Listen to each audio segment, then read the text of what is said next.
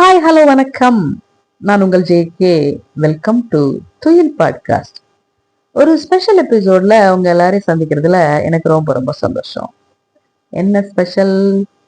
ஒரு புத்தகம். என்னன்னா, கணித முரண்பாடுகளை பேசும் முதல் தமிழ் நூல் என் கையில இருக்கு. கணக்கு பிணக்கு ஆமணக்கு. இது ஒரு பாரதி புத்தகாலயத்தின் வெளியீடு. எழுத்தாளர் மே. பழனியப்பன் அவர்கள்.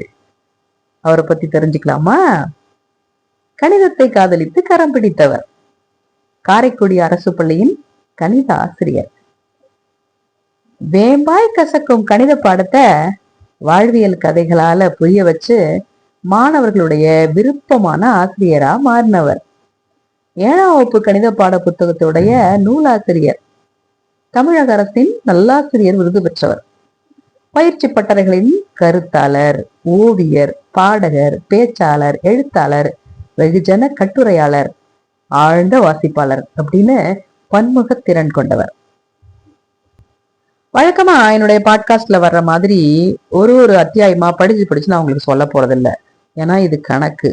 நீங்க போட்டு பார்த்து அதை ஃபீல் பண்ணணும். அப்பதான் அது நல்லா இருக்கும். சரி, அப்ப என்ன செய்ய போறீங்க இப்ப அப்படின்னா, இந்த புத்தகத்தை பத்தி உங்களுக்கு சொல்ல வந்திருக்கேன்.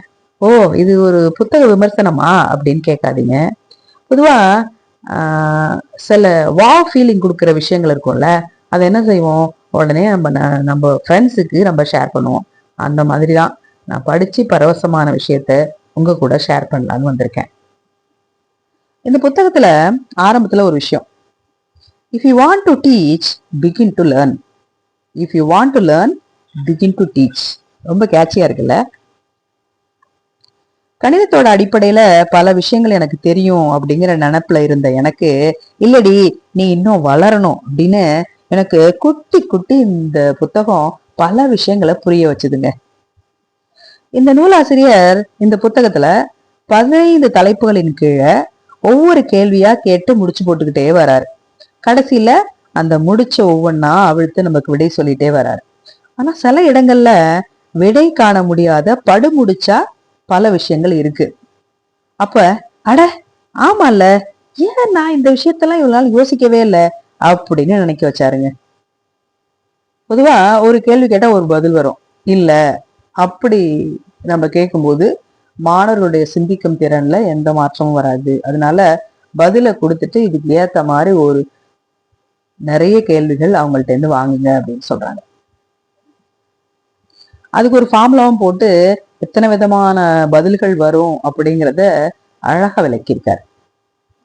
அப்புறம் நடைமுறைக்கு பொருந்தாத தீர்வுகளால ஏற்படக்கூடிய விளைவுகளை சவர தொழிலாளி முரணுரை, அப்புறம் அட்டை முரணுரை அப்படிங்கிற 2 விளக்கங்கள் வாயிலா ரொம்ப ஆச்சரியப்படும்படியான புதிய தகவல்களை சொல்லி விளக்கியிருக்க விதம் அட்டகாசமா இருக்கு.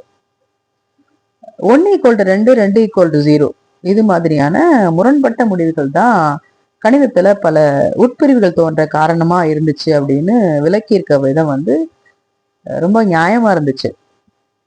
பொதுவா மேத்ஸ்னாலே ஃபார்முலா மனப்பாடம் பண்ணோம்னா நம்ம கணக்கு போட்டுடலாம் அப்படின்னு சொல்றோம் இல்லையா? ஆனா இந்த ஃபார்முலாஸ் எல்லாம் குறுக்கு வழி அப்படின்னு சொல்றாரு.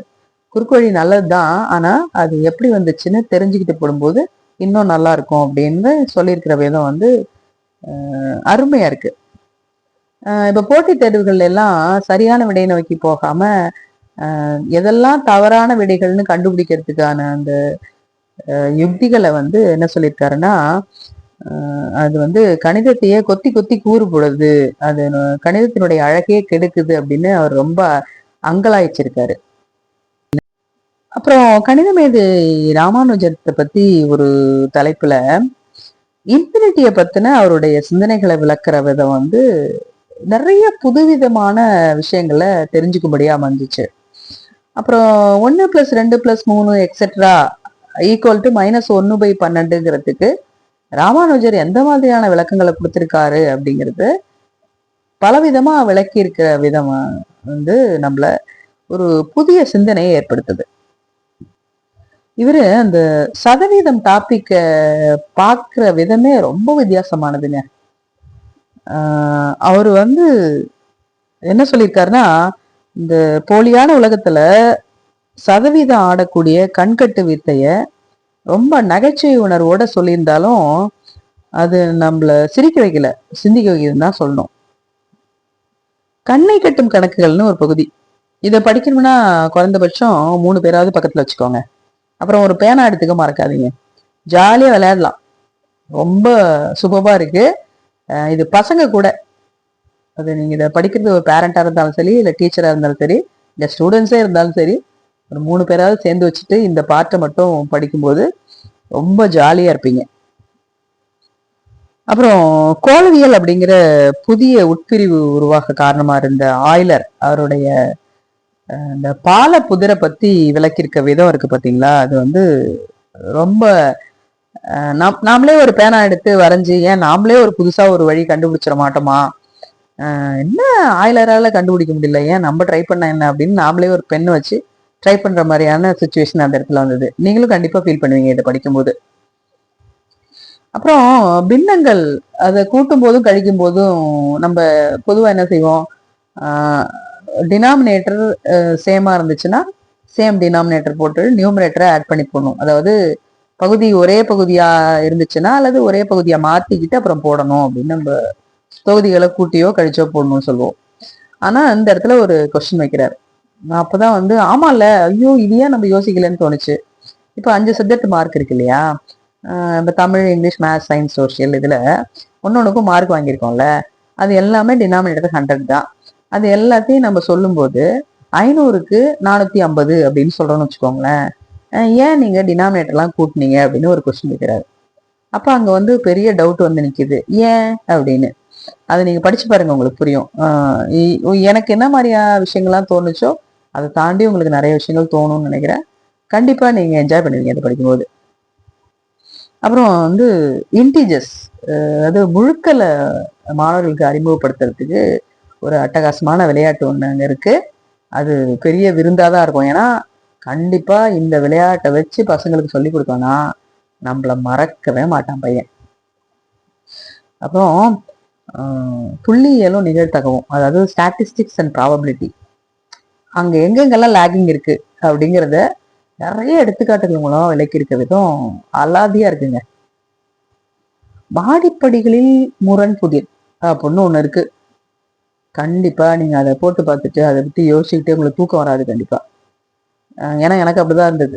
என்னன்னா அதை ஒர்க் அவுட் பண்ணி பார்த்துட்டு பித்தாகரஸ் தேட்டமே நம்ம படிச்சது தப்போ, நம்ம புரிஞ்சுக்காம படிச்சுட்டோமோ, வேற மாதிரி யோசிச்சிருக்கணுமோ அப்படியெல்லாம் வந்துச்சு. இன்னும் அந்த எண்ணம் எனக்கு மாறல.